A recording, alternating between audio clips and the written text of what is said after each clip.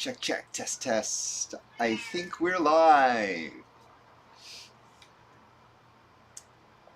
Welcome, Nitty to another Tuesday night DeceptiKitty live stream with our host, DeceptiKitty. Okay, right on. That was good timing, kiddo. You're so good. You're getting really good at this. So I'm your guest, Dr. Arkeville, and today we're going to catch up on some TFCon stuff. Some things I missed at the convention, and some things that I forgot to talk about last week or didn't have an opportunity to talk about last week. But more so like catching up on some of the panels and third-party stuff that I didn't really get a chance to look at. And then we'll look at our game that I've been working on, because there's been a little bit of development on that throughout this week. No programming, but hardware development, which is pretty cool. And I took a trip to Little Asia over here, and I grabbed some Buttercup yogurt drink. So I'm back on this, but I'm gonna keep this smart. So I'm not advertising incredibly sugar drinks. I'm gonna do my best at that. But this one is all in Korean or Chinese. So yeah, no health, no nutrition information about this one. So to start off today's show, I'm going to do that. Some Korean, is this Korean? No, this is Chinese, but this is Korean. Some cool Korean rosé tteokbokki snack. 1988 from Seoul. So spicy. So yeah, that looks like a noodles pasta plate there.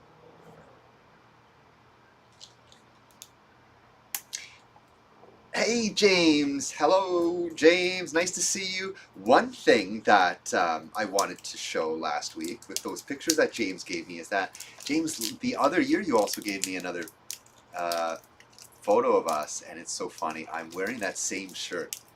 I'm wearing that same shirt in there. I think that's so great that we could look back and we're like over the years and we're like wearing the same thing, same TFCon shirts. Maybe I should have shook this. Wow, that smells really grapey.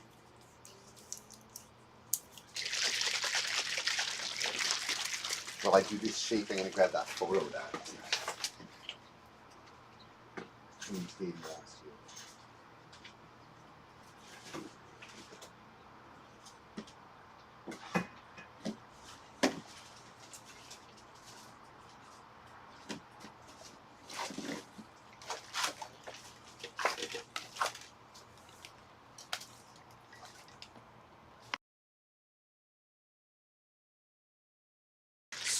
This is a little bit crowded in here, and I think I just ruined my camera. Hope.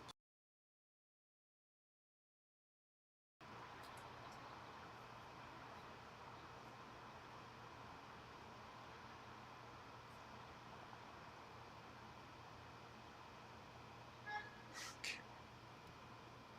Right on. We're back. Unplug my camera there for a second. Okay, this is the photo that James gave me the other year.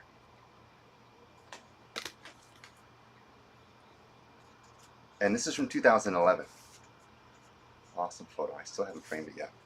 But I have it in an envelope with all my other artwork and photos from James. Hey, unknown unpopular user. Nice to see you here. Good to see you. So let's start this off with a little bit of Buttercup grape yogurt drink. Seems appetizing.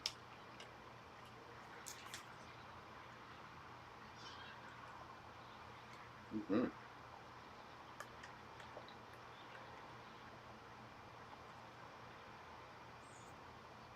Is this supposed to be chunky? Yeah, it is.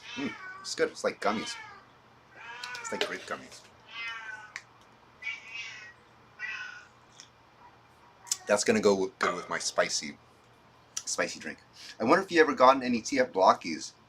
They sell them at Walmart in TF part of Toy Out. No way. I've never seen them in Walmart. Crazy.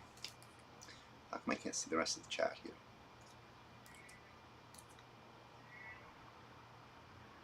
Wow, very old.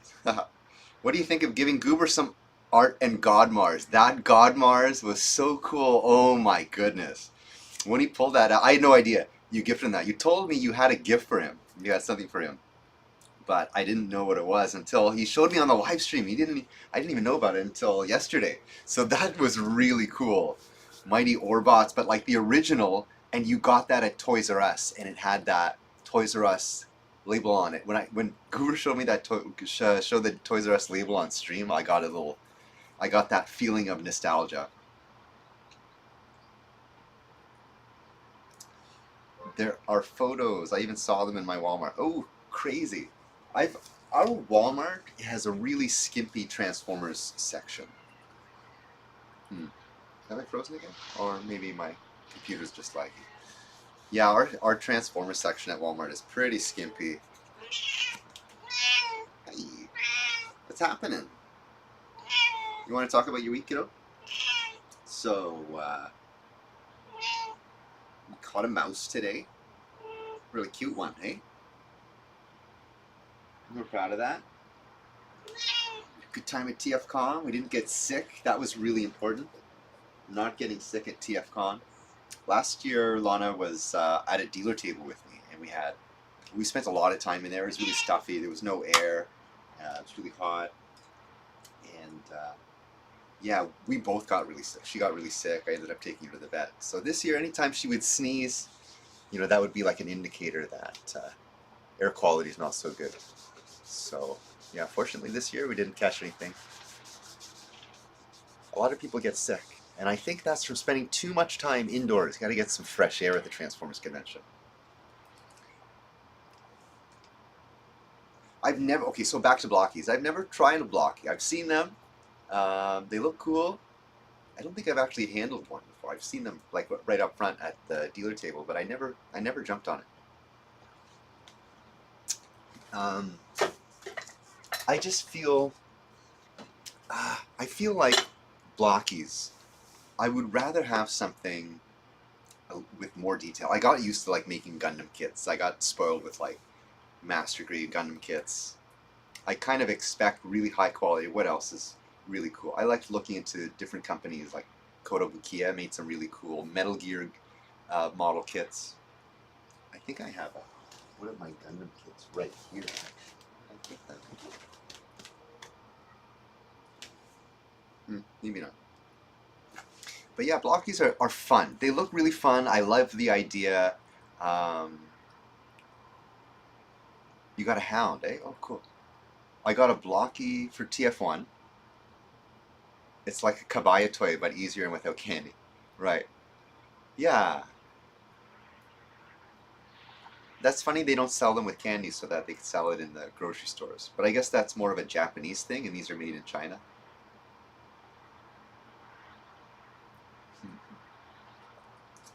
Yeah, I find blockies are fun, like to open, but like I feel like I have to do what Ninjatron did and get like the whole set, get the whole box.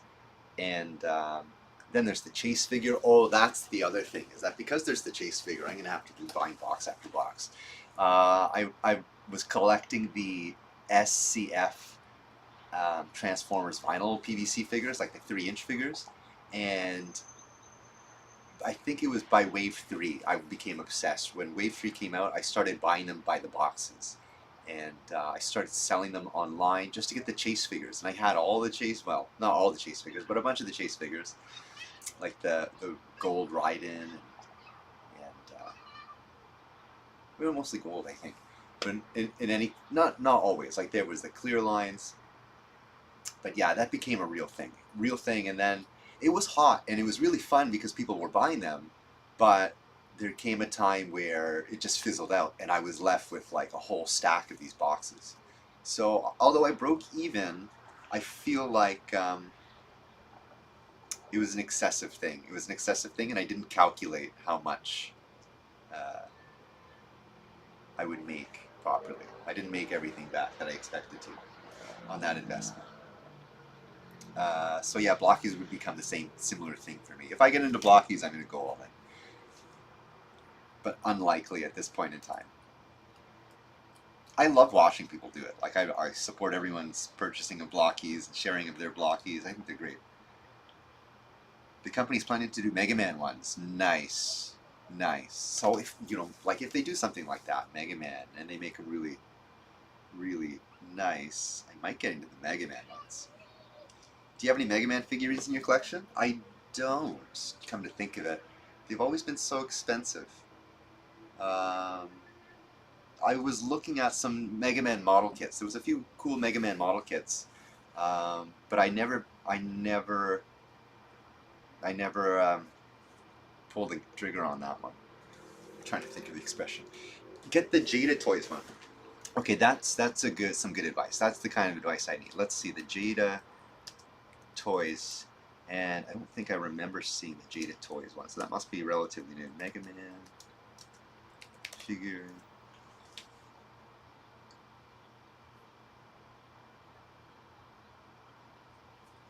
Maybe I can share screen. Let's do that.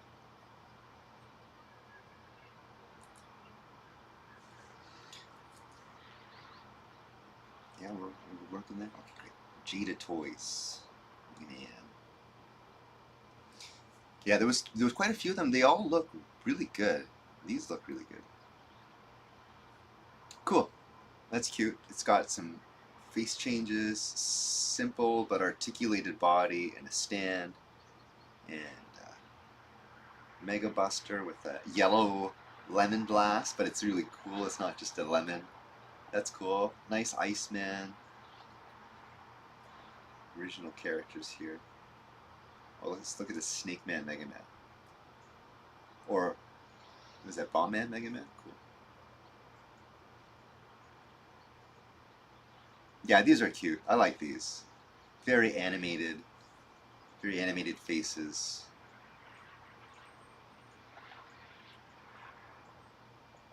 Nice Proto Man. Yeah, those are nice. Those are really nice. I'm definitely all about the building these model kits and putting them together. I still have my um, one big project about model kits that I wanted to do is I have that what was it, Flame Toys RC, and I wanted to copy the mold so that I can make multiples of them. That's my next big project of model kits, and I haven't done that yet. Hey, Ninjatron's here. Hey, Ninja Sensei. Actually, jump to read the chat. I heard rumors about Mega Man blockies. Sweet. Yeah, we were just mentioning that. That's sweet. That's sweet. I might if I was just saying blockies is like something. There's a lot of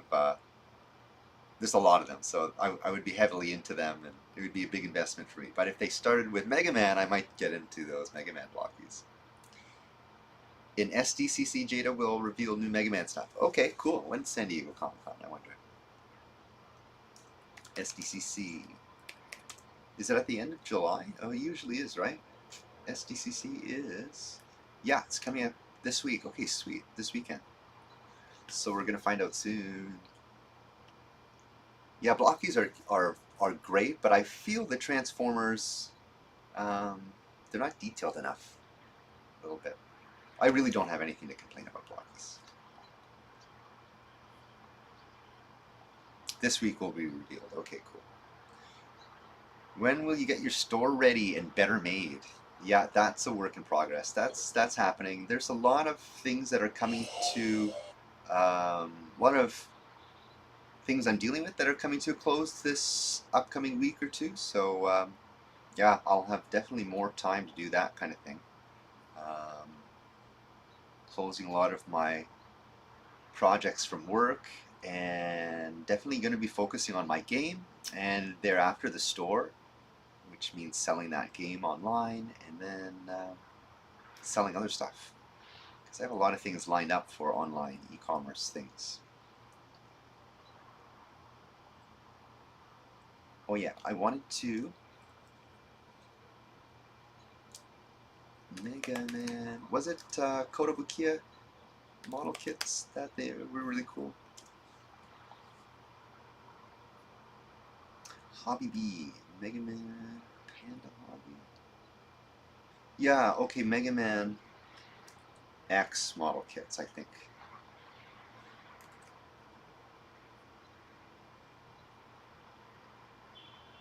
Oh, that looks pretty similar actually, even the face paint apps. Yeah, I'm more into the regular Mega Man figures. Although that's really cool, very cool. Very hyped for the Mega Man X Corrupted game to come out. That looks like a great project.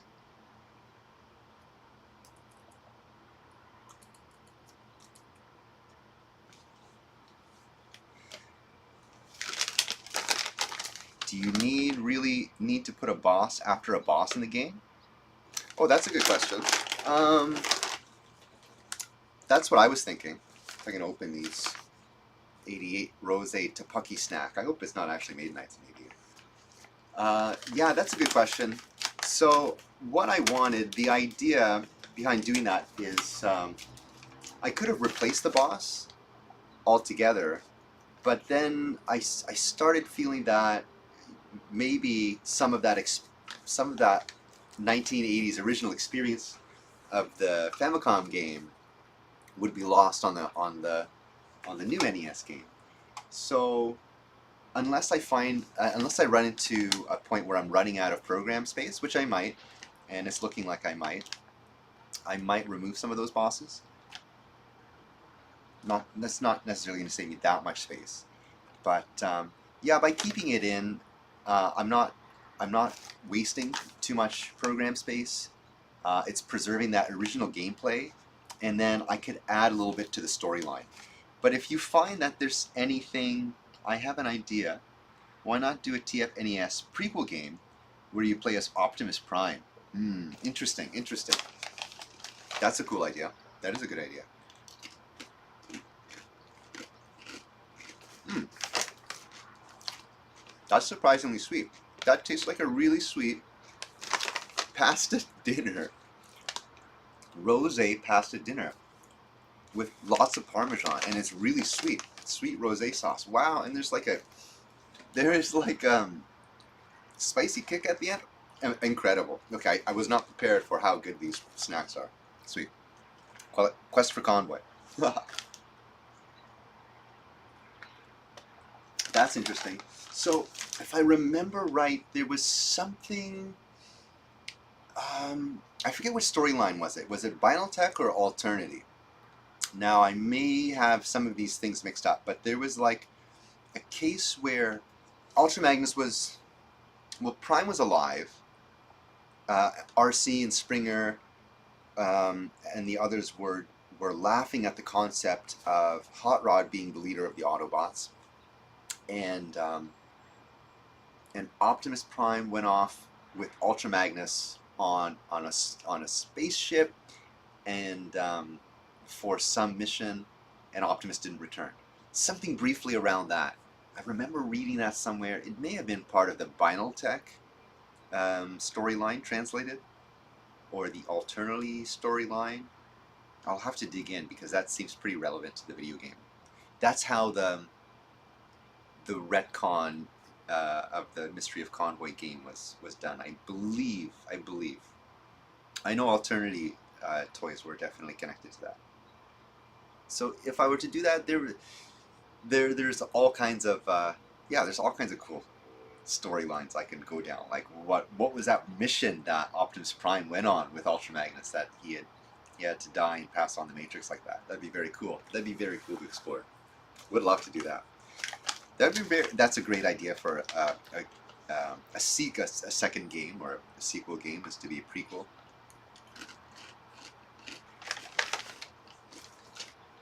Very delicious, delicious. Yeah, so doing another boss just kind of would allow me to expand the story a little bit with a cutscene, talk about it. It is a great idea. It's definitely a good direction I could go in. Yeah, second boss with a cutscene, expand the story a little bit, have a battle, flesh out that story a little bit, and use that to add to the existing visual narrative, like the levels, the settings, the other bosses, like Decepticon Mark. What would the Decepticon Mark be for, and how is that related to the Seekers type of thing? I haven't figured that one out yet. Like What's the deal with the Decepticon mark? Okay, the Nemesis, Soundwave might fly out of the Nemesis, or Shockwave comes out of the Nemesis. That's believable. But what's with the Decepticon mark? Or floating Decepticon insignia? I would just replace one of the bosses with Devastator. That was the initial plan. The initial plan was to take out the Devil Star and just to put in Devastator in the end. But then I just thought about it. Coffee made Oops.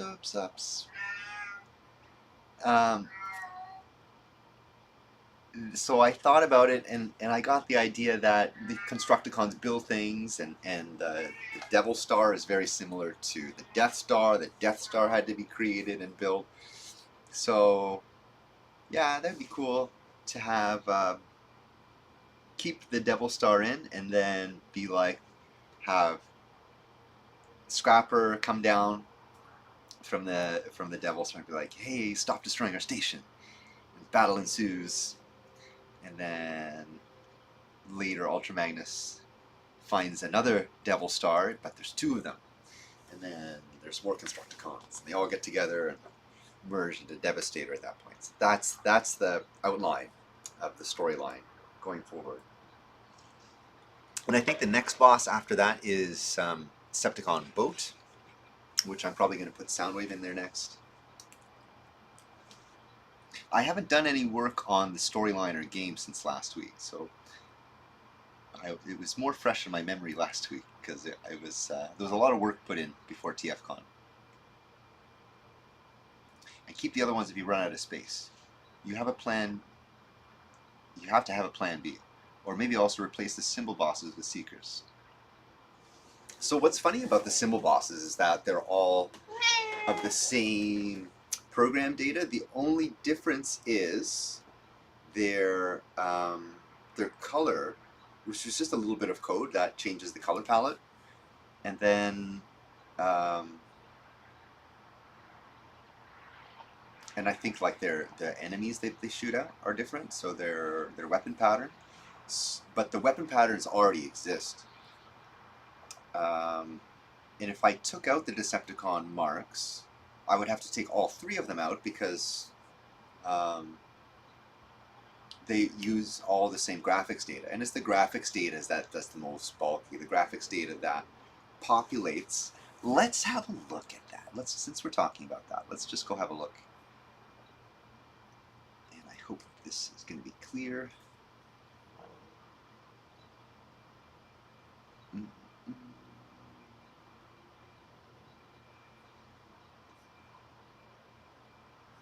Okay, so let's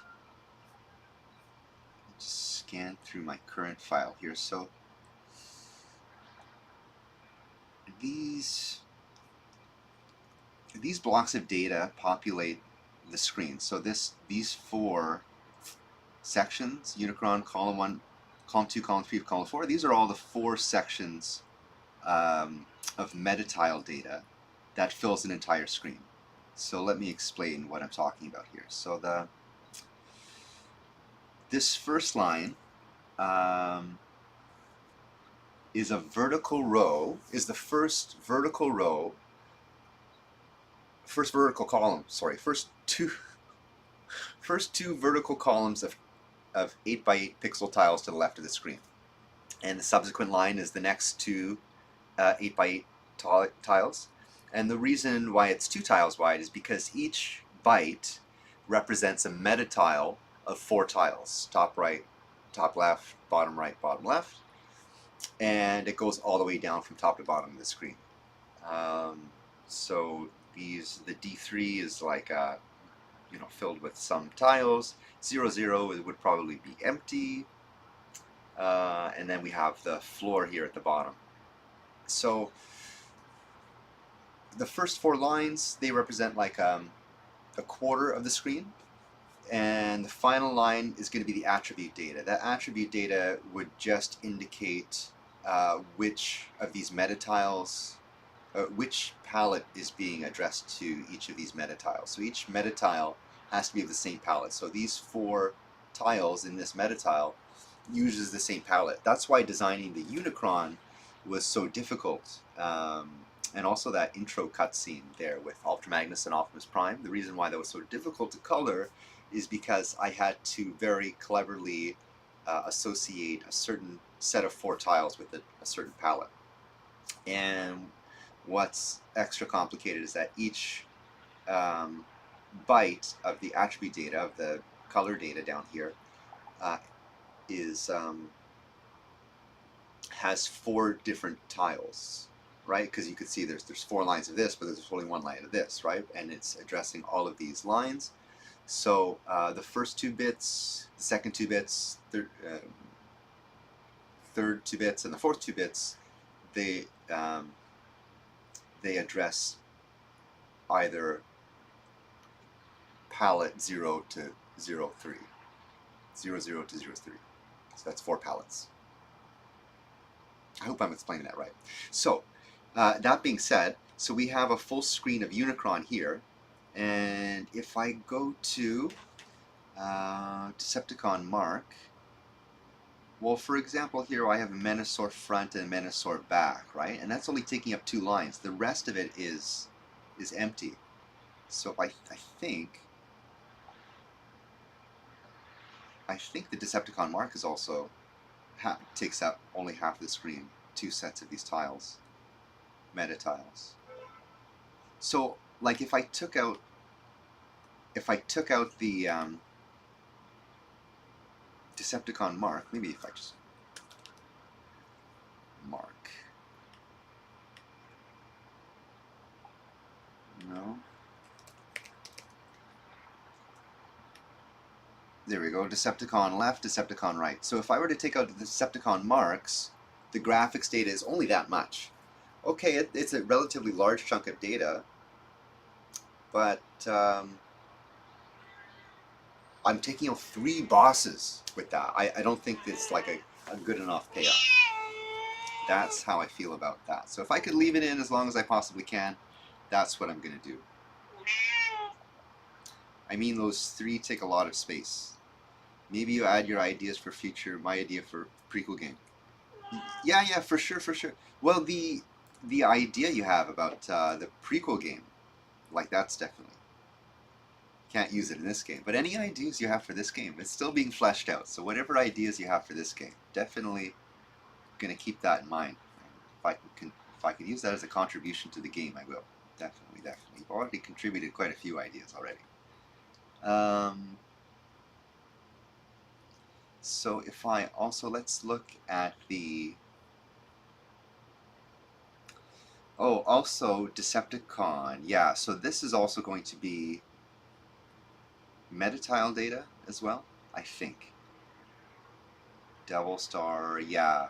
So if I took out the Decepticon mark, I would also take out this amount, because this is the metatiles. We have metatile 14, so if that's 14, this is 13, 12.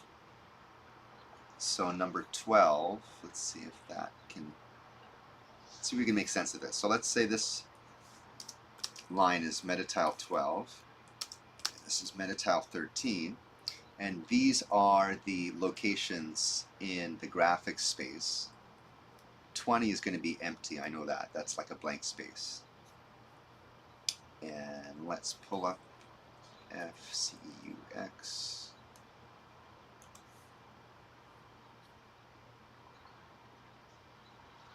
Hope this is all still visible.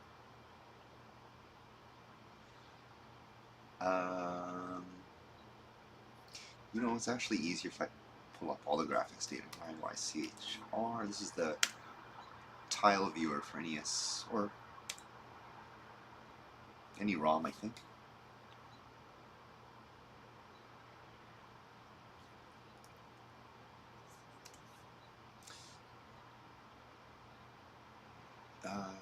We're looking for Decepticon mark, okay? So it's pretty recognizable with all those lines.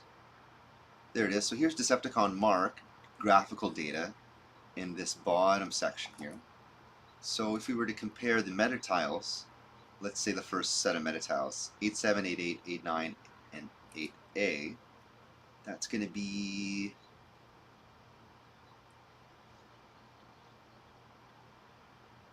That's 7, 8. So 8, 8 starts right there in the bottom right quadrant. First tile in the bottom right quadrant. 8, 7, 8, 8, 8, 9, and 8A. So that's going to be top left, top right, bottom left, bottom right, first meta tile. And if I change the pattern here to NES 16,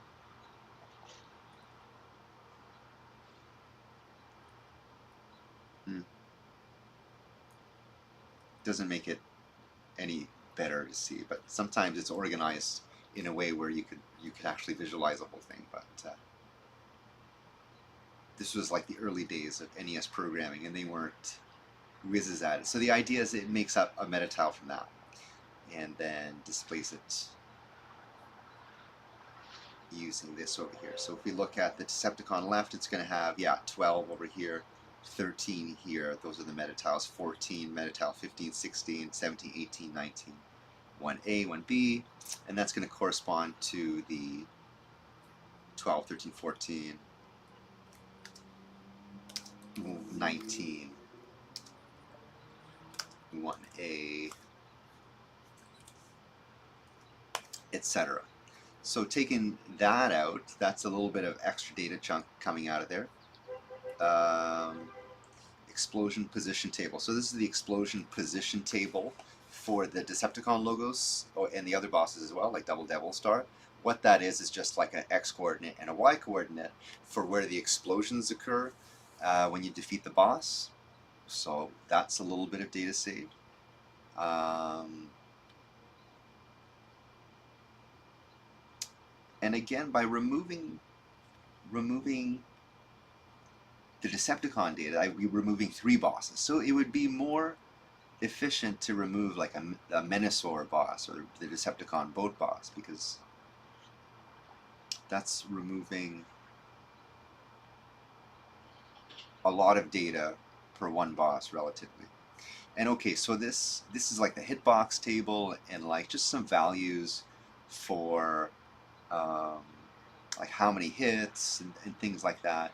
That's data is going to have to stay there. So I'm not going to be saving any data like that because it's just an index of enemies. That slot is going to be replaced by a different enemy anyways. Like here's the score value. So the value you get when you destroy the blue Decepticon, for example, is hex 3E8, which I've made a table up here so I could quickly just reference. 3E8 is 10,000 points, for example.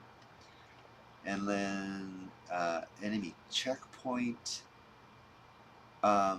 So what this checkpoint data is like where the data is going to be spawned on the screen. So we have X value, high and low, Y value, high and low, and the boss index or the enemy index. So 1, 4, and 2 are each different types of platforms. 7 is the red Decepticon, and yeah. I wouldn't save data here necessarily because that's probably going to be replaced with another boss data. And then, so here is an enemy that specifically comes out of the purple Decepticon. This is a weapon routine. The enemy index is 0F, but it's on a boss stage, so I reference boss underscore 0F for that enemy. And a symbol is like one of those little red UFO looking things. So if I remove I may as well remove the enemy weapon pattern that goes with it. Again here, but it's very little data. There's not much going on. They kind of just fly across the screen. So another example here of the program, on how the weapon program works, is that multiple bosses can use different parts of code. So this part of the code fires a trajectory bullet. And what that means, trajectory, it means it's just going at an angle. Enemy weapon trajectory, sorry. So enemy weapon trajectory, enemy X speed high and low, enemy spray subsize. Okay, so this one, it fires in not a direct line, but at an angle, and that angle changes depending on different things. Other bosses might use this, or other enemies might use this, so I won't necessarily be able to remove that code because other characters might be using that type of data. So it's a little bit tricky. Some things I could save, like directly I could remove the graphics information, but the rest of the programming, some of the weapon information, some of the attributes like points and stuff, can't necessarily take that stuff out. So relatively, it's a very small chunk of data that's going to be saved for a relatively large amount of gameplay. That's kind of how I feel about that, and I want to juggle that as best as possible. I mean, those three take up a lot of space. Seemingly they take up a lot of space, but they don't actually take up that much space. That's really funny. And also in the graphics data, they don't take up that much space either. It's just like a quarter, maybe a fifth of the background tiles in that one bank.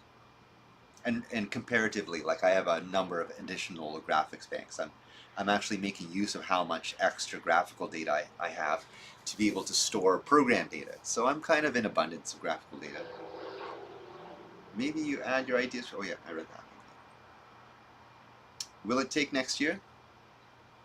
Like I could wrap it up. I'm ready to wrap it up because I know what direction we're going in. We actually have development done in over this past week of the physical hardware. Then I should have that. Oh, I put it aside. One sec. Let me get some of the hardware that I bought for this thing.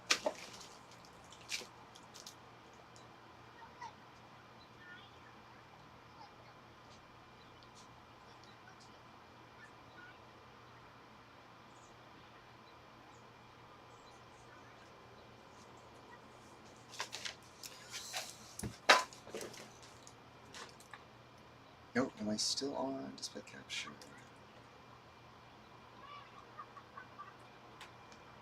No, it's all good. So I bought some RAM chips, and the idea is, well, these were pulled from really old computers because they don't make them like this anymore. And that's what I had to resort to get this game done. I'll just try and get this to focus one more time.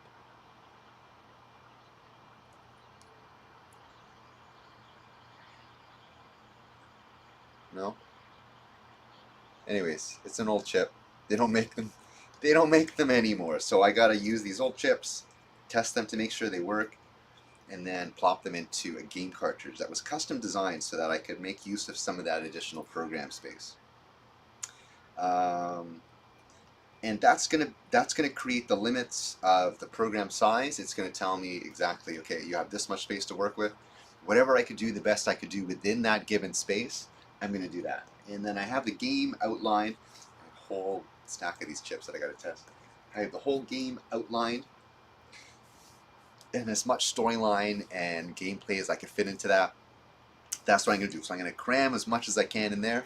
And once that's essentially full and I'm happy with how polished it is and how optimized it is, then it's going to go on to production. So we have a few months till Christmas. That gives me a little bit of time. I'm going to try and push it out because I want to do the next project. Like at the very least, maybe I could even start on a sequel game, prequel game for this thing. So I was just sent an email by collaborator of the hardware. Let's see if I can pull it up. So he sent me some. Well, I sent him basically the outline for the NES cartridge, and I wanted a custom design for the cartridge, so I had him make one up from scratch, and then we're gonna collaborate to get the RAM chip in there. Awesome. So he sent me a login.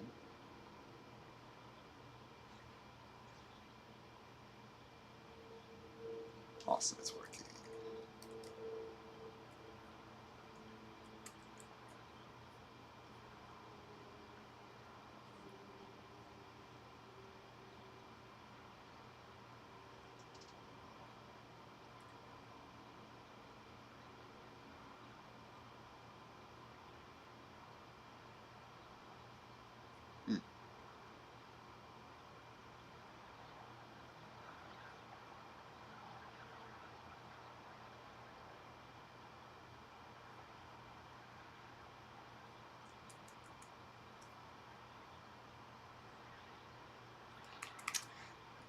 well, Adobe wants to, oh sorry, Autodesk wants to authenticate my account, but it doesn't seem to be working. Oh, here, I know why.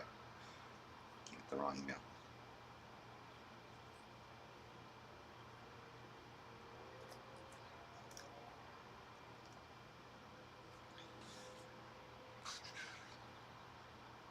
What is going on?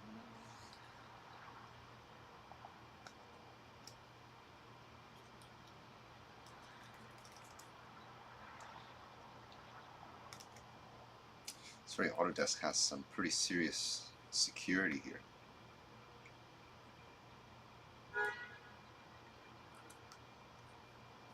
So yeah, we're using Autodesk Fusion to design the circuit boards and place the components.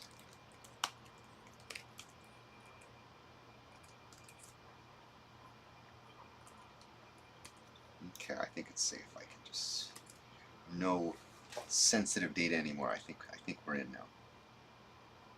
So he sent me this project folder. Let's check this out.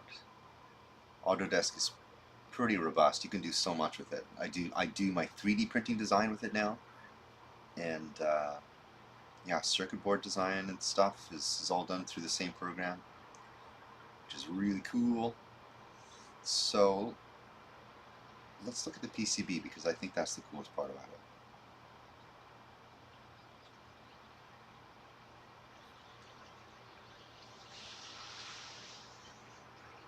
Yeah.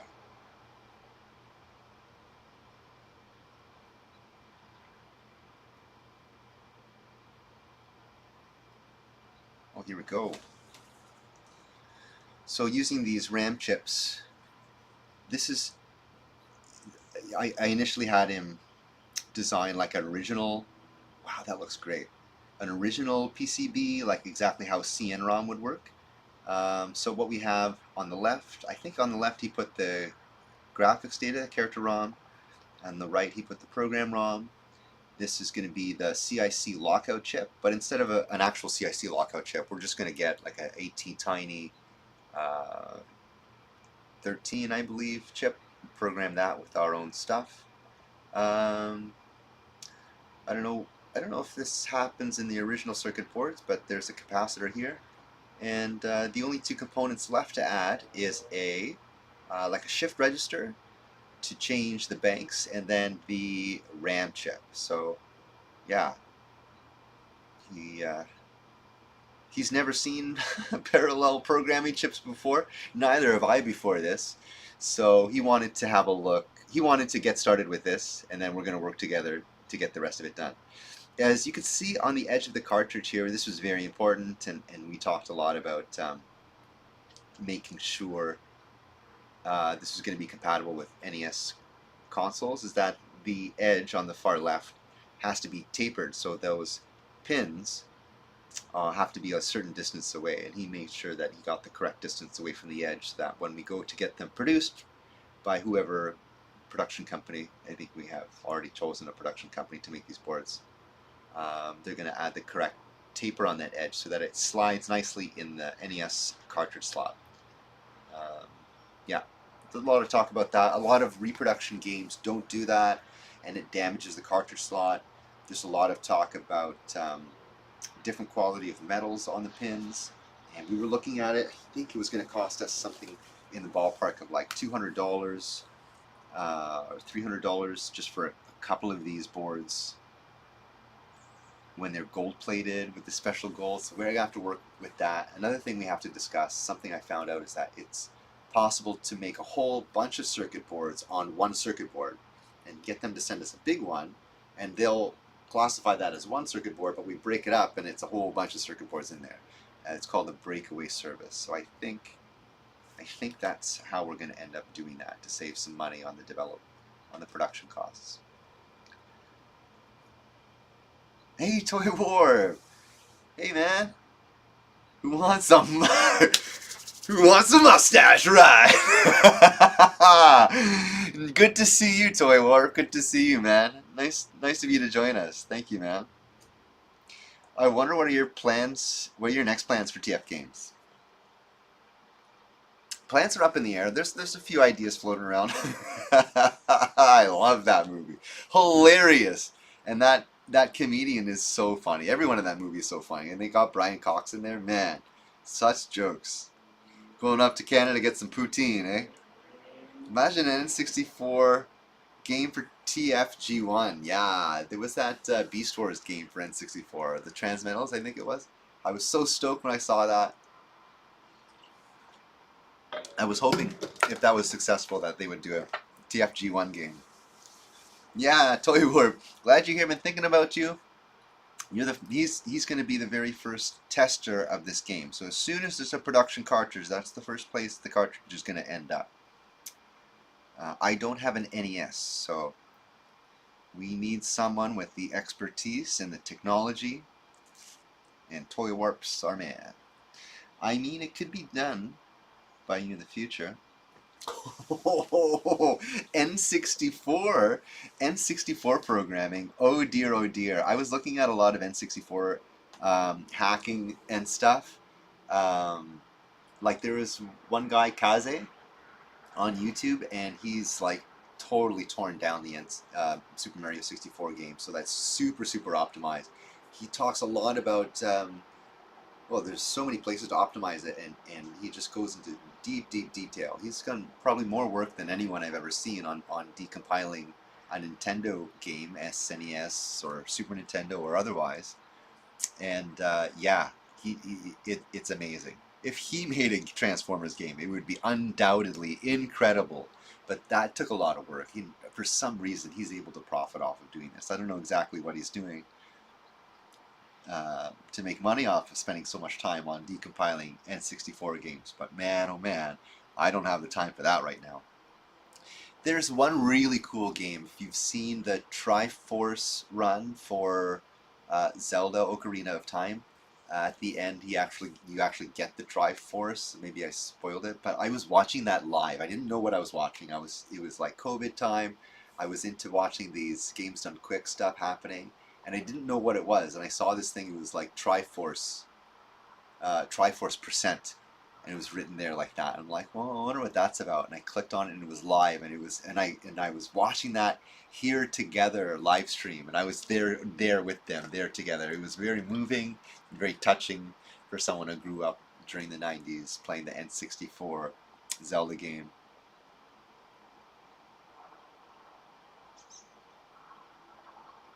Well, let's just see if that game is successful. What, the Transmetal game? I don't think it was that successful. It wasn't the greatest game, but it was cool. It was fun that they made a Beast Wars game. So, data saving is very minimal on taking out those. You have a family member that has an NES. Wow, relic. Dust it off and pop in the new Mystery of Convoy game. I say.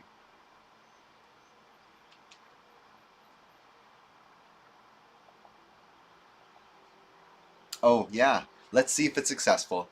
You know what? It's a passion project. Successful or not, whether I break even or I make $1 billion off of it, I don't think that's the main point. I think the point is being satisfied with myself that I've completed a project like that, and a project that I'm happy with. It's coming along, and I'm pretty happy with it so far. So I'd be more than happy to be wrapping it up and just moving on to the next project. Let the sales do as they do.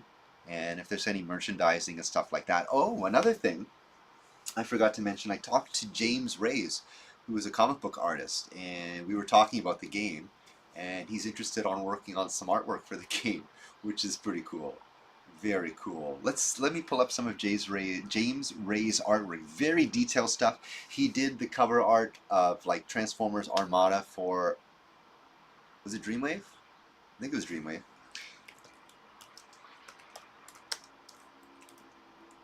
Reyes with a Z, eh? R-A-I-Z.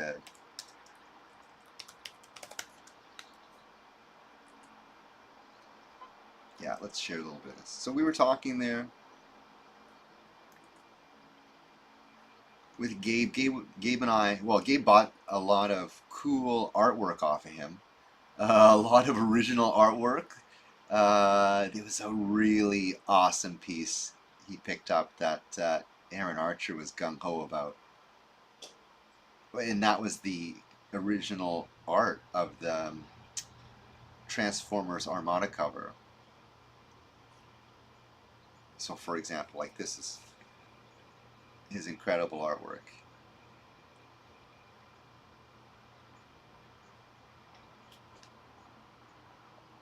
Like, awesome detail, really stylized. I love his style.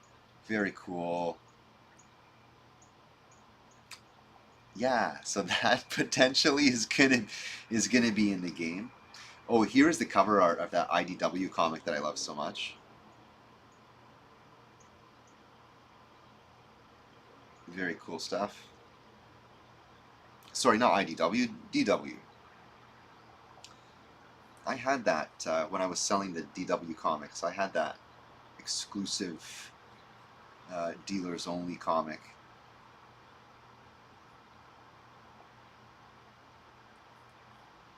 My favorite professional piece I've done. Wow, that's cool. It's his favorite piece.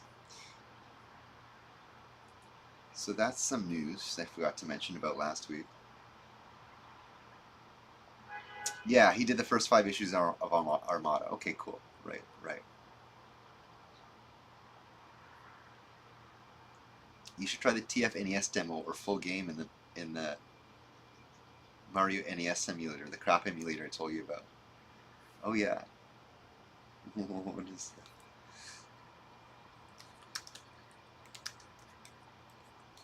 Let's see if I could find that.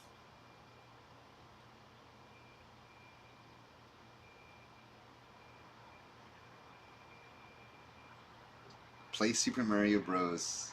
Online. Oh, maybe is that the one?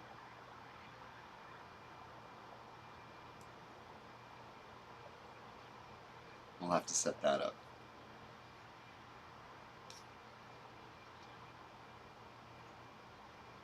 So, yeah, that's the next stage of production. So, is developing the circuit board. Sorry, let me pop that back on screen. Yeah, next stage of development is doing the circuit board, and then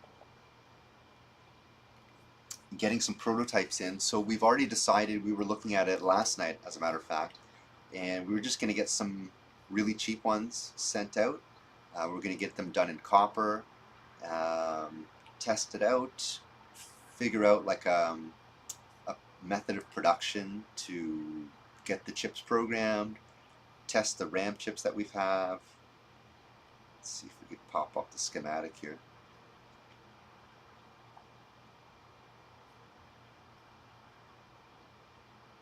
And then pop it in the console and see if it works. And then thereafter, really push out the programming side of it, get the artwork done, get the production process set up for like the labels and the box art and the manual. And then, how many months do we have left? We have about 5 months to Christmas. That's doable. It's doable. At the rate we're going in the past couple of weeks, it's probably possible.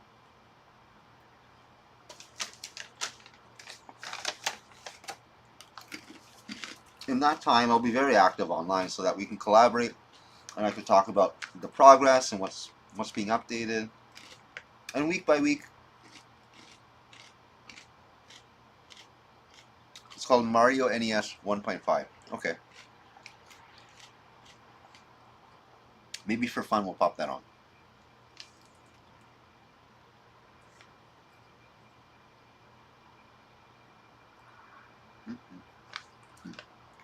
Yeah, just for fun we'll pop that on. I've had a long day. I was supposed to get a lot of things set up. I had a lot of cancellations, but I also I was still busy nonetheless. And yeah, I didn't get prepared, so I'd like to get ready for tomorrow, early tonight. I can't wait for it to, like, my computer is already dying. It's already lagging super hard. I'm not using my regular terminal. This is my laptop terminal I'm using right now. It's a good laptop, but it's on its last legs. Battery's puffing up. The whole thing is exploding.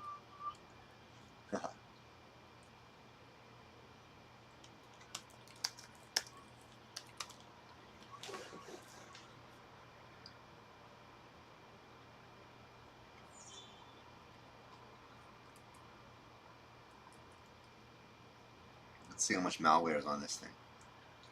Mario NES emulator. Fantastic.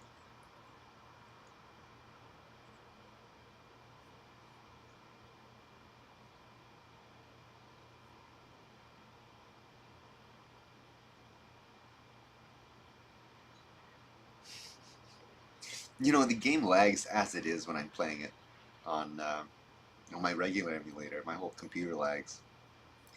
Is it going to download or not? Your download has started. No, it hasn't. Let's see. This is because there's some malware in here. Mario NES v1.5.zip. Okay. I see. It doesn't want to download, eh?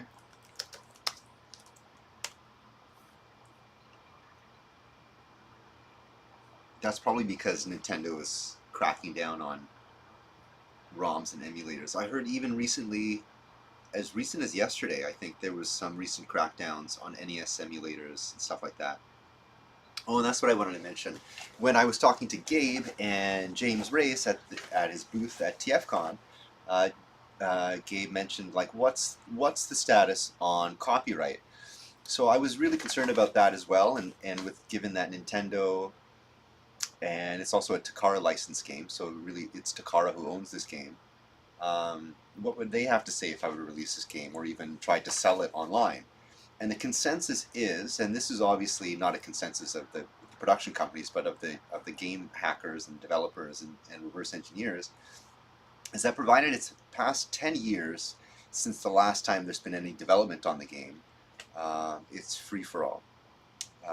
It's free reign for a game. So, like, let's say if there was a PlayStation 2 game or even a PlayStation 3 game that was made before 2015, and you were to, update it or whatever and sell it with your own flair to it or whatever, your own changes to it, after 10 years, that's free game. So, considering that this game was made in 1986, originally for the Famicom system, not even released in the Western market, so that's another aspect of this. This was never actually meant to be released in the Western market. So that's whatever, 39 years ago. And then it was re-released in 2015 on Wii Virtual Console. But again, that's only in the Japanese market. And also, technically, that's 10 years ago. So we're in free game with respect to copyright stuff. Oh, I can't open the zip file, eh? I can't open the Mario.NES zip file, really. This is a little bit screaming malware here, but we'll give it a go.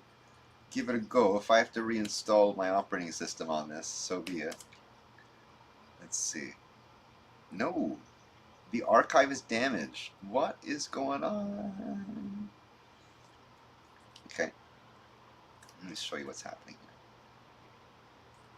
So, forgive me, but I would call this some kind of weird thing. This archive is either in unknown format or damaged. Like, come on. Oh, it is 5 kilobytes. Let's see. Let's see why. Your download is started. Download. No. Right, save emulator. Let's go. Check the download area in your browser. Okay, I gotta restart this page.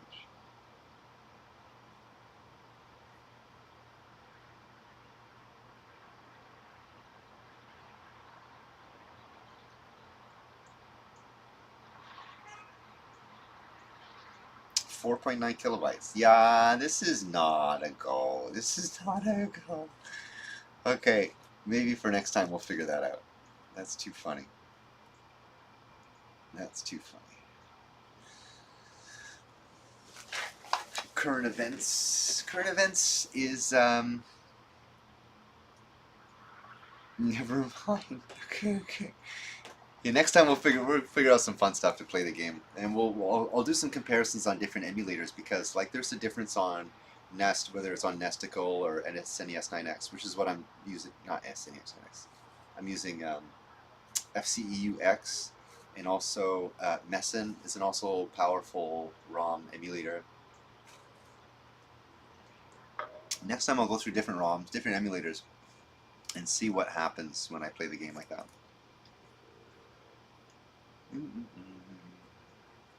So there was a few more things I want to talk about TFCon. I don't, I was supposed to get things lined up and ready for this, but what I did want to check out is some third-party panel stuff that I didn't get to see because DeceptiKitty and I were outside. So I want to just go over a few things what I missed. 20, 25. Like there was, for example, a Magic Square Chibi Optimus Prime. Not Optimus Prime, but they did a... How do I enjoy TFCon? TFCon was great. I had a great year. Yeah, it was good times. Good times. I was a little bit depressed, but I mean, like from just things that were happening to me before the TFCon. I had to go to a funeral, like just a few days before TFCon, which is really unfortunate. And then on the Wednesday before TFCon, I went to a Weird Al concert, and I had box seats, so I got like crazy VIP service. This girl kept bringing me menu and drinks, and it was just like, I was having such a ball. I tried to sneak friends up into the box seats with me. I saw Jessie, Blaze, and her brother and mom, and I tried to sneak her into my Weird Al box seats, but they got kicked out pretty quickly, unfortunately. And my friends Goober and Drake and Chris Filling and James, they were all dressed up like the Devo crew from the Dare to Be Stupid music video at the Weird Al concerts. I saw them there and I could see them dancing the whole time. It was so much fun. And then who else was there? Well, Ninjatron was there, but unfortunately I wasn't able to catch up with him at the concert. And I met some people from Mississauga because when I was taking the GO train to get there, I'm like, I was lost. I've never taken a GO train, probably more than 10 years. And I'm like, hey, which way? I'm trying to get to the Weird Al concert. Like, oh, we're going to the Weird Al concert too. So I just tagged along with them and met some people. Yeah, great times. And then that was Wednesday. And then Friday was TFCon. So Friday, Lana and I, DeceptiKitty and I went, like I think it was around 5 or 6 o'clock. We met up with quite a few people. We weren't expecting to meet up with that many people. What we did, James was one of the first people we ran into. Saw a lot of friends. Yeah, Ninja, Goober, the whole Children of Primus crew was there. I saw Leanne, got a good chance to talk to her. Really fun. Everything was super fun. Except this year, the only thing I would have to complain about TFCon, obviously this isn't going to happen to everyone, is I got a lot of flack for DeceptiKitty being there. This is last year there was a little bit of pushback, but this year there was a lot of pushback. People just didn't know how to handle it, and I feel like it was just getting under people's skin that there was a cat there. She has every right to be there, so even Colin, the organizer of the convention, had to tell me to discipline my cat, which was like, I just gave him a stern look, and I said, look, dude, I don't want to argue, and neither did he want to argue. So that was a little bit tense, but other than that, it was a good convention. It was really, really fun. Of course, every year, I always say I didn't have enough time to do all the things I want to do, but every year there's more and more things to do, and more people to see and meet and say hi to and reminisce with, so that's just how it goes. Every year I have more to do, just as much as I can get done. So this year was great. So from Weird Al concert to just hanging out in the lobby of the hotel, it's good times all the way through. I didn't get much. Let me show you what I did get. I didn't even get to tell the story about the thing that I got.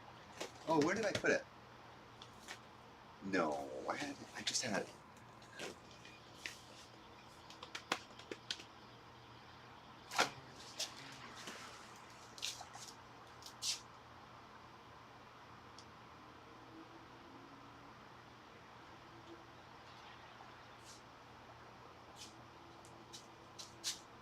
No. Oh, I just had it. I had it ready because I want to talk about it. Oh, here it is. It's right here. Ha. So I got this. This is Overload. This is from 1989, I believe. This is it's one of the MicroMaster vehicles, And he was essentially my stand-in for Optimus Prime. I guess during 1989, because Christmas 1989, I got my Power Master Optimus Prime. Did I make the Slurpee run? Yeah, I did make the Slurpee run. I did happen to make the Slurpee run, DeceptiKitty and I. We took a portal with Mike. Mike has a really cool battery-powered portal device. And instead of doing the whole walk, we went to a nice dinner. We had like steak and pasta at this fancy restaurant next to the Transformers convention. And we saw everyone walking over there. And we were like, okay, we'll just take our portal. And then by the time everyone got to the top of the hill, we just arrived through our portal and portaled back. We also saw Jessie Blaze up there as well. We portaled her back because she didn't feel like taking the whole commute. So the thing about the Slurpee run is that I have a lot of good fun on the whole walk and all, but it's too long for DeceptiKitty.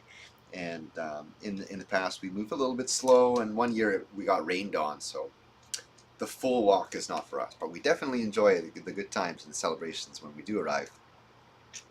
So Overlord. Overlord was my Optimus Prime for the longest time, and they have the stripes and everything on the trailer. Come on, that's meant to be Optimus Prime. So when I was a kid, I guess I would have been 4 years old, living on Abbott Avenue in Toronto, in the Junction, West Bend area. My neighbor loved this toy. We were playing with it outside. I was so happy to show it off, and he had the orange cab, and he's like, I'll trade you this truck with my truck. And I'm looking at it, and his truck thing didn't have a peg that would fit into this thing. So I'm looking at it, and I said, well, I didn't want to say no, but I said, as long as you give it back. And he promised to give it back within the week. That was the promise. I remember that. And then I never got it back. And so I still have the orange one, but I saw this one over there, and it was at a table that Goober bought something from. I think he bought it from Frank, and I also saw this at a guy named Frank's table, Frank and Mark. They had a cool table, and they had this guy, but he was in the Japanese box. I think it was C338, and at the table over, they also had the same Micromaster vehicle character, not the same character, but the other Autobot, C337, and he was asking $200. So I talked to the guy that had the Japanese Overlord in box, and I said I had that, and told him the whole story. And Mark was at the table, and he's like, do you need this orange one? I'm like, no, man, that's the orange one the kid traded me. And I'm looking at that, and I'm feeling the nostalgia, but I have that already, and I already also have my original trailer. So I need this cab, because I've been looking so hard for this for the longest time. And I walk around. Oh yeah, and I ask him, how much are you going to sell it for? So he's like, let me look it up, and I promise I'll give you a good deal because I want this to go to a good home. I said, okay, that sounds good. So I didn't tell him about the table over just yet. And I walked around, ran into my friend Gabe, which was awesome, and we walked around the dealer room together, and I wanted to show him what I was interested in. And as we're talking, I told him, like, look, the guy next to you has this similar one, the green carrier with missiles. I forget exactly the name of that, Micromaster. And I said, he's selling it for $250. So he's thinking about it. He said 175. I said 150. Because that's all I was willing to pay for this one. I didn't really care for the box, I just wanted the character, but since it was in the Japanese box, I love that when things are a little bit obscure from a Japanese market or something like that. So I was happy to pay for it. And then he's like, okay, 150. And I said, okay, that's cool, I'm down, but let me just walk around and I'll come back to you. And I was pretty set on just like doing a walk around and being happy with that purchase. And then as Gabe and I moved to the next table, this was right there looking right at me with the sticker. Oh, I have the sticker right here. It was looking at me like this. It's $45 marked down to $35 Canadian loonies, 35 loonies. And I look at the guy, and I didn't hesitate. I just looked at him. I said, $25. Why the heck not? Gave it a quick thought, and he's like, yeah, okay. And yeah, I held it in my hand, and when I held it like this, the aura of like the Matrix nostalgia aura was emanating from my hands. Like I was holding the Matrix in my hands, and I'm like, okay, I have to get it. And then, yeah, here we go. That's my big purchase of TFCon this year. I didn't get any exclusives. I didn't get any cool, crazy, expensive cassette cat bots this year. This guy, $25, and like I'm so happy with this purchase. He's in great condition. He has a little bit of rusting, but I even remember my original one was a little bit rusted. it got heavily played with outside. I loved it very dearly. So what the gimmick with this is this trailer transforms. I never called him Overload. He was always my Optimus Prime to me. And then you transform his cab, and his head pops up. Simple transformation. Then I think you can go into seating position, and then there's a peg hole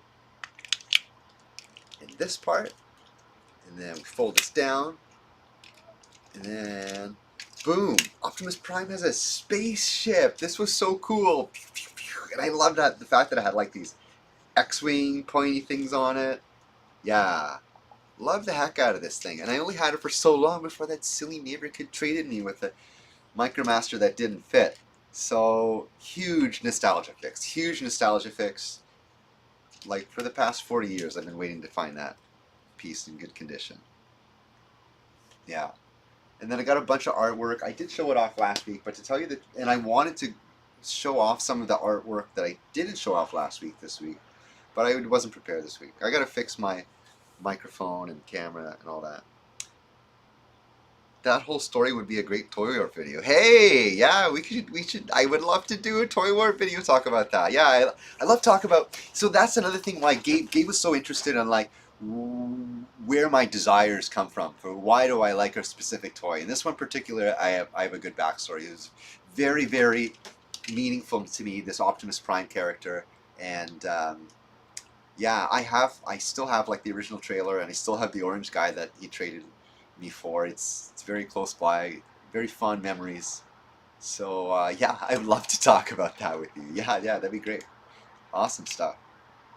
I'm just getting things wrapped up together. There's been a lot of tumultuous events happening, so things are just coming to a close with that, and I have more time to work on my other projects like my website and things like that. Always great when a toy takes you back to your childhood. Dude, not only does it take me back to my childhood, this takes me to the place and time and smells. I could smell the oak tree I was sitting under when I traded this Micromaster to the kid. Yeah, very cool stuff. Very amazing stuff. What nostalgia does to us. And I use this Transformer stuff as an excuse for my medicines and seeing my friends, which is really super important. And yeah, it's really amazing what kind of healing this type of stuff has for me and has been for me. So I'm so happy I get to share this appreciation with others, like my friends. Word truck versus gun. I was gonna text somebody last night and ask them, hey, are you truck versus gun? I think truck versus gun is the buddy I was walking around with when I was looking at these things, and he helped me make the decision on which one to get, whether it's the one in the box. Is that you, Gabe? Truck versus gun. I think I saw you last night on Goober Stream. Glad you're here. Hey, is that the Micromaster you were considering? It is Game! No, I didn't get the box one. I got the one out of the box.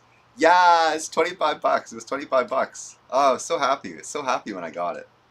Thank you for making that decision. So I was talking about it, and I was looking, and I was totally considering getting the Japanese one, because I love getting the obscure Japanese ones. It was in mint condition, right on.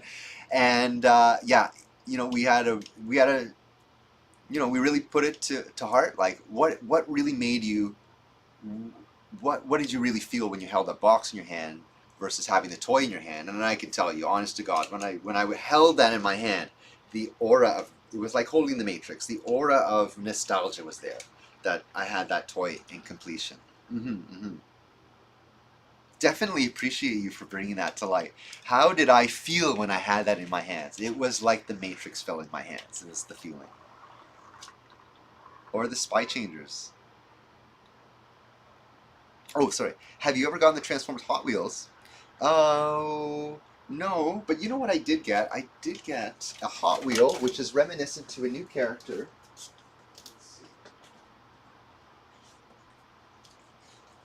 I haven't bought Hot Wheels in so long, but I did buy this one Hot Wheel because it reminded me of the new character in the Skybound comics. I forget his name now. Shredhead. That's right. So this was Carly's car. It's a GM van from 1980s. GM G2 or G3. I think the G3 is a little bit longer. I'm pretty sure this is a GM G3-ish car. And I bought this one because I wanted to paint it up. It had like a dog wash thing label on the side that I erased. What is it called? Rough Rider. Rough. So it's like a dog washing car. So I bought this one because I wanted to airbrush it black like Shredhead from the Skybound comics. And I also wanted to make a 3D printed toy for Shredhead because I really like that character. The idea of that character is really cool. But that's the only Hot Wheels. I was looking around for the Transformers Hot Wheels. I never saw one in the wild, so I never actually picked it up. I still have that Micromaster Transport in your hands, Micah. Right on, James. Yeah, it's a good one. It's a really great one. I love it so much. Over time, I collected the other ones. I don't know if I collected the other Decepticon ones, but I know I have the Autobot ones. Pretty sure there's 3 of them. There's a green one. But this one always was like the biggest one in my heart. Oof, that's one of the Matchbox Castings Hot Wheels acquired Chevy G20 van. You're right. It wasn't Hot Wheels. It was Matchbox. You're absolutely right. My bad. Yeah, and we're talking to the guy that probably knows the best. It is Matchbox, dude. Yeah. So I wanted to. I don't know if you've read the Skybound comics, but there's a character in there that his transformation is a G20 van. Or that's the best estimate I could get, because it is like a Chevy looking van. It has that front grille. It has the square lights in the front. Pretty sure that's what it is.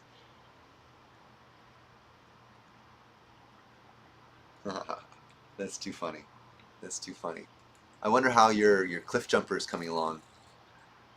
Has he been driven around this summer? Mm-hmm.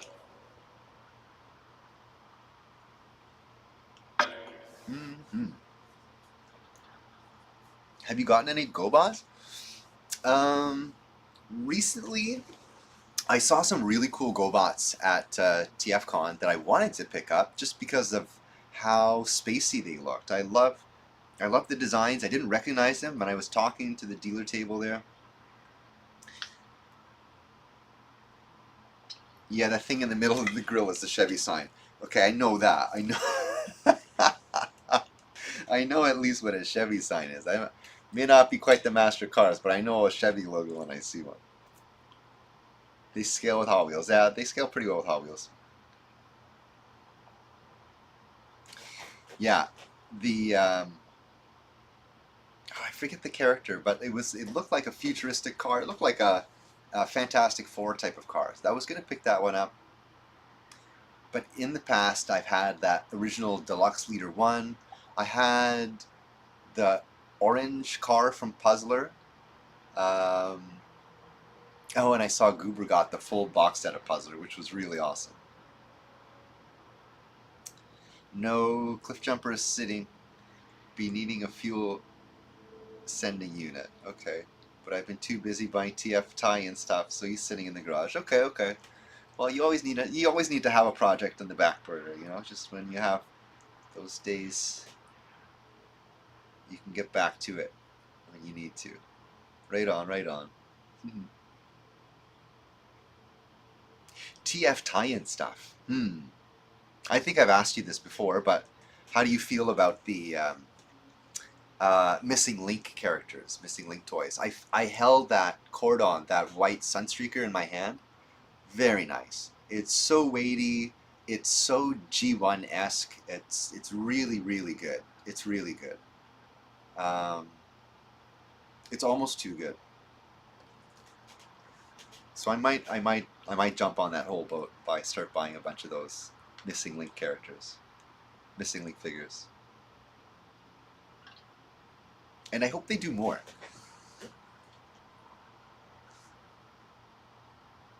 Oh, sweet. I like them. There's just no room to have any with the real G1 stuff I picked up. Okay, okay, fair enough. Fair enough. That cabinet's getting pretty full, I guess. That's awesome. They are really nice.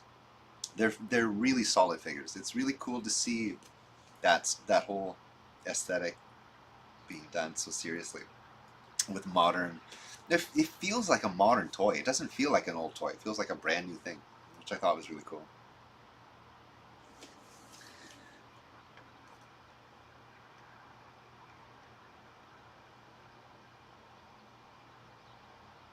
There was a lot of really cool stuff in the dealer room. A lot of unique stuff um, that I haven't seen in previous years. It was a little bit different than what was on display in the dealer room. I felt there was a lot less 3D printed stuff.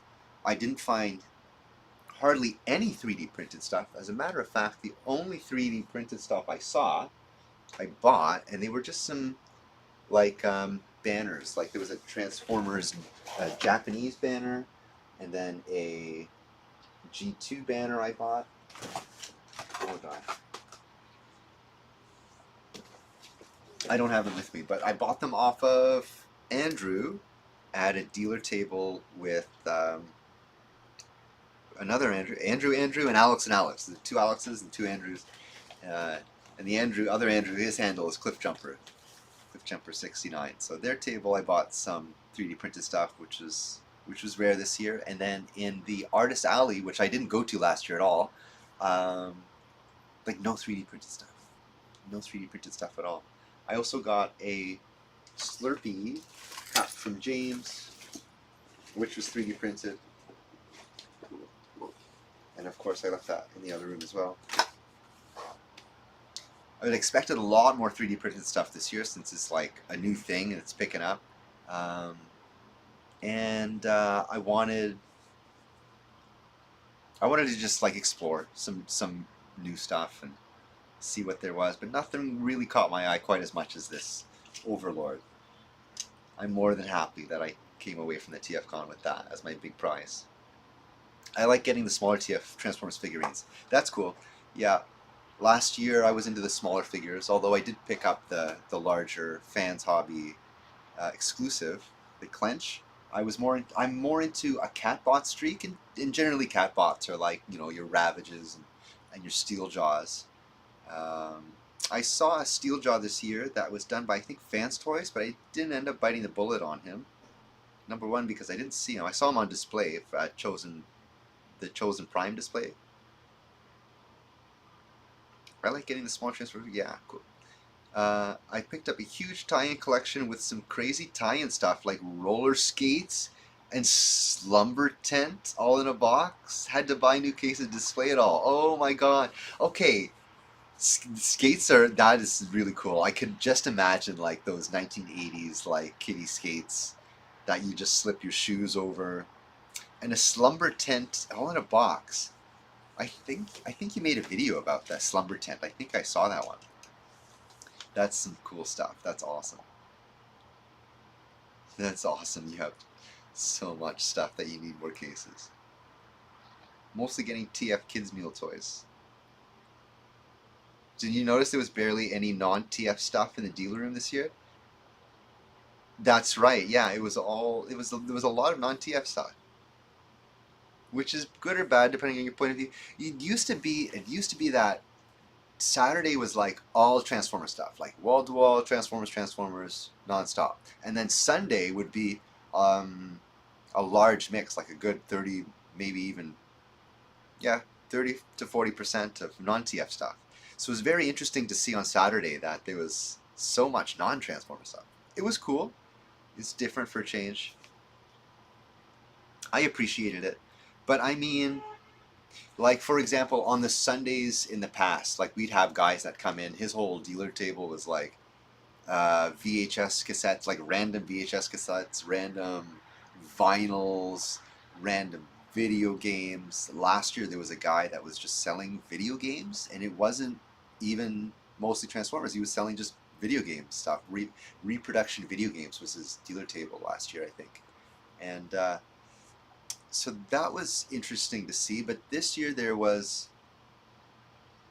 like a balanced variety over the whole Saturday and Sunday of the convention, which was interesting. I'm down for the changes. Every year, if it's a little bit different, it's cool. It's a surprise. Like for example, this year the artist alley being in the other room was new to me. I wasn't used to that before. Brand new to me.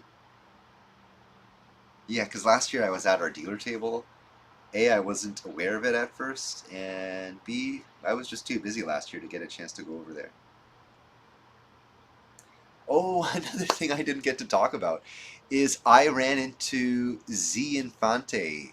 He's the he's the voice of Nighthawk in Transformers Earthspark. Uh, is that right? Nighthawk? Nightshade. Nightshade.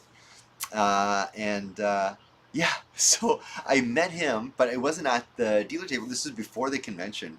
We were outside hanging out, and he was just very pleasant and nice guy. And we got to talking, and I didn't know who he was. And my friend I was with, Mike, he's like, he recognized him after a little bit, and I'm like, I'm sorry, I still don't know who you are. And he's like, oh, I'm the voice actor of Nightshade. I'm like, oh, that's so cool. That's so cool. And yeah, he's a really cool guy, very smart, and he's very involved in his community. He's from New York, and we were talking about like his involvement in his community, and he's really cool, really smart, very charismatic, and thoughtful guy. Really cool to meet him. Uh, there are other voice actors I would have loved to hung out with, but I didn't have a chance to. I scored a Hello Kitty Shinkalion at TFCon 2 years ago. Best score ever. Nice, nice. See, those small things are great. Super fun. Shinkalion, nice. Yeah, they're awesome. Nice. Evangelion ones, yeah. There's so much Evangelion merchandise. Anything that gets redone in a different franchise usually gets done in Evangelion style from Japan. Ah, Toy Warp. Good to have you here. Thank you so much for joining, man. Remember to like the video. Oh, thanks. Thanks, Toy Warp. Remember to like the video and check out Toy Warp's vintage reviews. He has some great reviews, and apparently there's some roller skates that I need to be checking out on his channel, because I had some roller skates. I remember there were blue roller skates, and they had like the mechanism on the bottom that you could like adjust, and it clicks on the outside of your feet, and you could flop around in them, roller skating around. So yes, definitely love to see that kind of stuff. I love that kind of stuff, and I know Toy Warp has that same. He likes that. He has that same appreciation for like the weird stuff. He has like the same Transformers suitcase. I never thought I'd ever see it, and then somehow Toy Warp, of course, Toy Warp has that suitcase in his collection. So yeah, love your taste and your G1 aesthetic. Yeah, there's Transformers Zoids Evangelion collaborations coming up. Oh my god, that Transformers Zoid looks so good. I love the way that looks. I was never into Zoids outside of like the figurines. I actually never had a figurine, but I love the aesthetics of the figurine. But this one that's coming out is really cool. I almost bought a Zoid when I was in Japan. I was in Akihabara, and I was looking at all of there was a huge Zoids display. There was a bunch of Zoids and Diaclone stuff. At the time, it was that Optimus Prime that came out, Diaclone, which is about $200. I was looking at it, considering buying it, but I didn't have the room to bring it with me on the trip back home. Later, I did end up buying so much stuff from Japan that I had a second suitcase and just ended up paying a little bit extra for that. And yeah, I was going to buy some Zoids when I was over there. It was really popular at the time. There was some new Zoids that came out. But I think the problem with that is those were a little bit overpriced. But the Optimus Prime Zoid thing, yeah, despite the price, I'll probably buy that one. I've been meaning to buy some of those exclusive crossovers. I like those crossovers that they do in Japan. Very fun. And I love having them in my collection as unique things. Even the JAXA, the Japanese lunar vehicle, man, that is such a cool one. I love that kind of stuff. It doesn't have to be a franchise. It could be something cool like an actual space rover.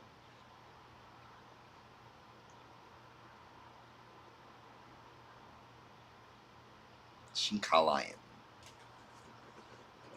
I think I know what you're referring to.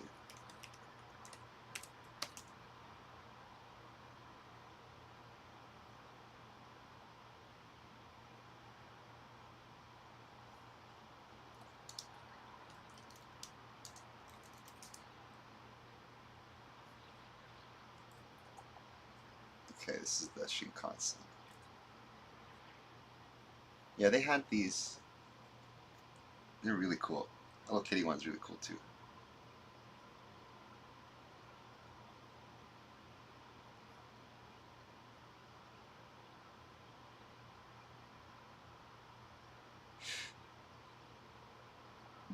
They actually painted like a real Shinkansen in the colors of Evangelion. Super cool. Yeah, I developed a real appreciation for trains when I was in Japan. Riding those trains all the time. Very cool stuff.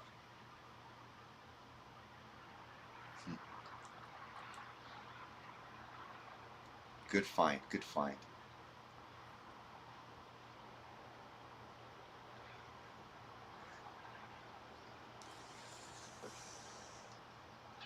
Yeah, I was going to talk more about my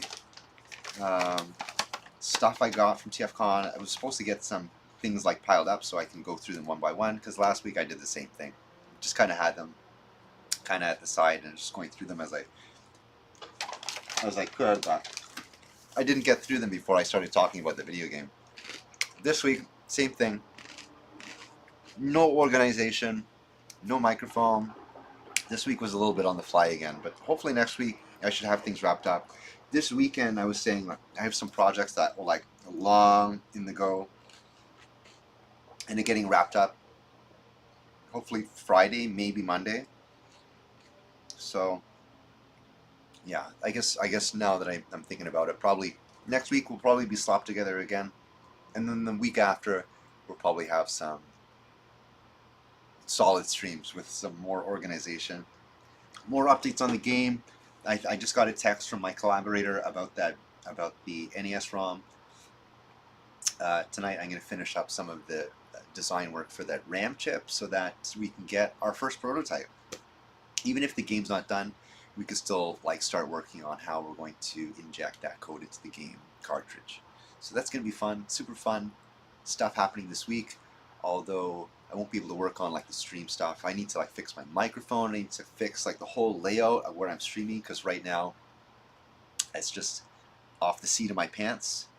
And so yeah, next week we'll probably have an update of that. Maybe we've actually ordered some prototypes, and then the week after we'll be back to like some solid DeceptiKitty live streaming. Hopefully where we left off. Okay, I'm gonna cut it short. It's 10 to 10. Give myself an extra 10 minutes of getting things set up, because that's what I'm planning on doing tonight. Is I gotta work on having my space readdressed here, and then yeah, we'll see you online and check you on the other streams, like Ninjatron stream. Ninjatron has a stream too. Again, check out that Toy Warp's Vintage Reviews. He also has a great channel, which is his main channel.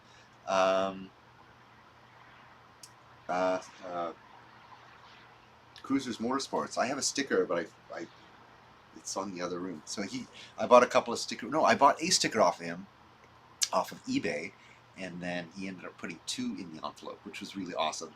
I also tried buying 2, but they wouldn't allow me. I had to buy 1 at a time, and I'm like, double shipping, forget it. That's the end of the stream. That's the end of the stream tonight. Thank you for joining, everybody. Remember, stay excellent. Be excellent to each other. I almost said stay rad. Be excellent to each other and stay awesome. Thanks for joining, James. Truck vs. Gun, Toy Warp, Ninjatron. Did I forget anyone? Toy Warp. Unknown unpopular user. Yes, everyone. Things will be much cleaner in the next couple of weeks, but next week we'll talk about like the development of the cartridge itself. Ciao.